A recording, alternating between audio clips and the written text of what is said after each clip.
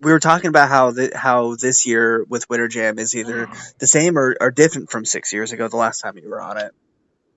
Yeah, so that part feels the same. Honestly, I think the difference is just the hunger of the people that are coming. Like, instead of just, it feels like people are just wanting to have an experience with their relationship with God more than wanting to be entertained, Hmm. and it's pretty cool. It's just, I think it's just the times we're into with just, the church in general, just being desperate for a move of God. And, Hmm. we're living in more uncertain times, I think, than 6 years ago, Yeah, and you for can kind sure. of feel it with the people. But it's so special. It's such a special night. Yeah, definitely. And it's there's a little bit of something for everybody on this tour. Yeah, Even down to Nick, the speaker.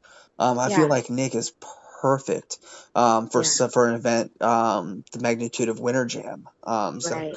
I mean, how much fun is it to sit back when you're able to be able to sit and watch him talk and everything that he talks about, and Yeah, his hunger for everything too, because he has a huge heart yeah, for this crowd. yeah. And I don't think the next generation fully understands the magnitude of the anointing on his life. I think, like, Hmm. I think he's a modern day Billy Graham type person, because I don't think that people are realizing how much he just really helps draw people to Jesus, and Yeah. the way that he talks about Jesus helps people understand, man, I want a relationship with him. And so, yeah, him, and then also John Christ, before Yes. we didn't really have a comedian out here, and that's been really fun. And yeah, it's just such a great tour. Yeah, and John's hilarious. I've had a chance to I Yeah, talked to him yesterday. I had a chance to watch some of his videos, and I'm I'm really excited to see yeah, to see his act. yeah, But 6 years ago, you were fairly early on in the evening, and now you're a little bit later in the night. yeah, So I mean, does that, I mean, compared to every other regular tour, no matter where you are, even headlining, you're playing maybe half of what your normal set would be, if that. You don't get a lot of yeah. time on Winter Jam.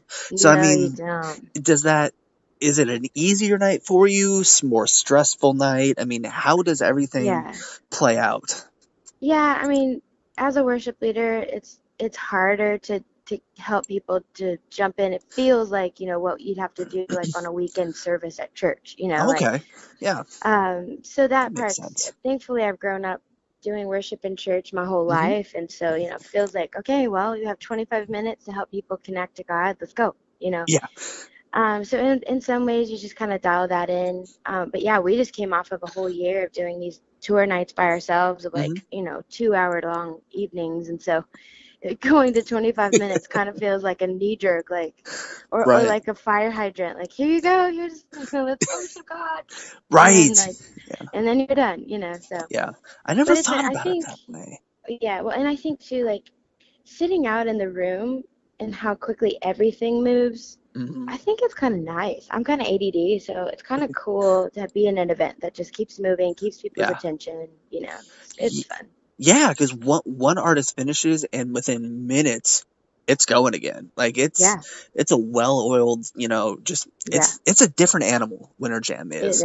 But Yeah, we're 2 weeks into the tour. 2 weeks as of today, I think, yeah, is what we're at. And I feel like a week or two into a tour, especially a 3 month long tour like Winter Jam, I feel like at hmm, this point of the tour is when things really start to catch yeah, steam and really you're into the groove of things. I mean, yeah. at You're right. at what point in Winter Jam do things really start to feel like it's really going really smoothly? Because I can't Yeah, imagine the first few nights can be a little rough sometimes. yeah. They're really rough, and that you're trying to kind of dial everything in. We Yep. tried a couple different worship sets to kind of feel like, okay, which one feels right, which one feels like everyone's connecting to the most. Hmm. So then you have to change your tracks, and you have to Yeah. like make sure you're staying within your time frame. So yeah, I think we're pretty much set now, and I think we'll probably carry this one out through the end of the tour. Awesome. And a couple people Yeah. have mentioned that that Cody's coming up and playing with you for a little bit on some of the Yeah. set. Yeah. How is that to have him on stage with you? I mean, it's Yeah. got to be just a good feeling, just an extra sense right there to have him up there with you playing. Yeah. So Cody and I have traveled and ministered together for years because he's in Hmm. my band. Yeah. So it feels really natural, to let him take some of the set and let him take some time to do some of his new songs. And Hmm. it's really kind of cool because I've made him do songs throughout the years. Yeah.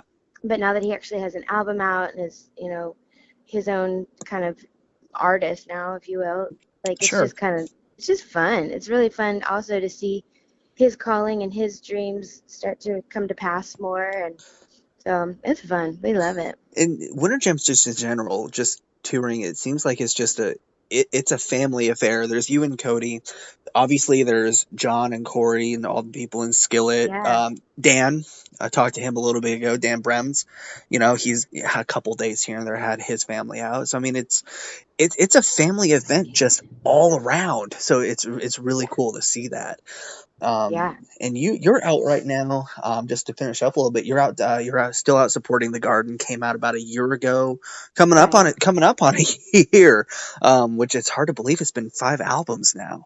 But Oh my gosh, I five know. albums in, but a year into this record, looking Yeah. back on writing it, it's a very personal record for you, as Right. is most of your music. But this one, on a lot of levels, what did the Garden Mhm. mean to you when you sat down and you were writing that, and the lyrics and the music just Yeah. started pouring out? Yeah. Well, it was time to be doing another album, right when, so I had a bunch of writing scheduled and all of that. But right about that time, my sister, who was 3 months ahead of me with her pregnancy, Hmm. she lost her baby. And it just was, we had to have a funeral and the whole 9 yards. And man, it just was extremely difficult. And I think I think if I hadn't have been in a writing season, I probably would have just like holed up and like kind of retreated and just said, "Hey, my heart is hurting and I'm just going to take some time for myself." Hmm. But I just felt very inspired, and even one of my mentors was like, "You should write from this. Like you should just keep writing, and because your process with the Lord and what God's showing you through this season, I think it would really bless and help a lot of people." And so yeah, it's kind of a heavy topic Yeah. there, but Yeah. what's really beautiful about it is it did just help me kind of, there would be days that I was really, really struggling. And, you ask a lot of questions of God when, not only when Yeah. someone dies, but when a baby, has to go to heaven so Hmm. early. And those are the things I don't think on this side of heaven we'll ever fully understand. No. But you have to get to a place, I think, where you just are like, well, I can either choose to be bitter at God, or I can trust him that he knows something or sees something that we couldn't see. Right. And I've had to look at the fruit of all of that. I wrote the garden song for my sister just so it'd be a song for, with my niece's namesake in it, Ivy. And Hmm. just such a picture of like how God will help beautiful things grow out of something really, really awful and hard. And so it's kind of a massive, like, deep conversation about the garden, but that's kind of the gist. Sure. Well, I mean, and it really tests your faith. Your faith has to be that much stronger when stuff like that happens, because it Right. really gets tested. A lot of people Yeah. unfortunately don't make it through stuff like that, physically, Yeah. unfortunately, and just faith wise, they run out, they fold.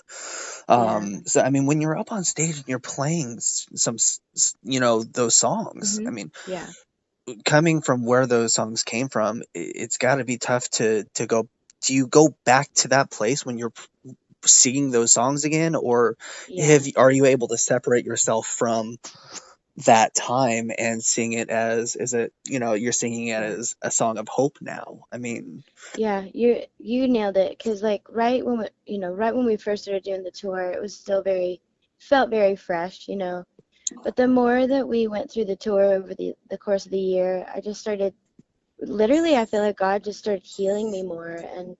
And so then towards the end of the tour, it did feel more like hopeful. But what's mhm, sweet about that is that still was my journey in it. And so I was able to help people from that perspective Yeah. even, which you can everyone's in a different place in their lives, so some part of the night really helped somebody, you know. And Yeah.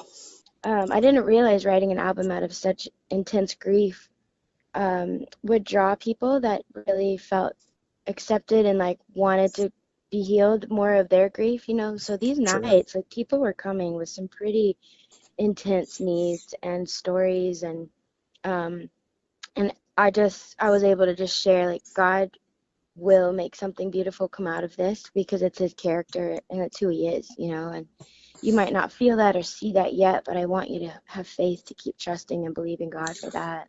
Right. It was so special. Well, that's what music's all about. Is, Hmm. I Yeah. mean, it's a healing thing. Yeah.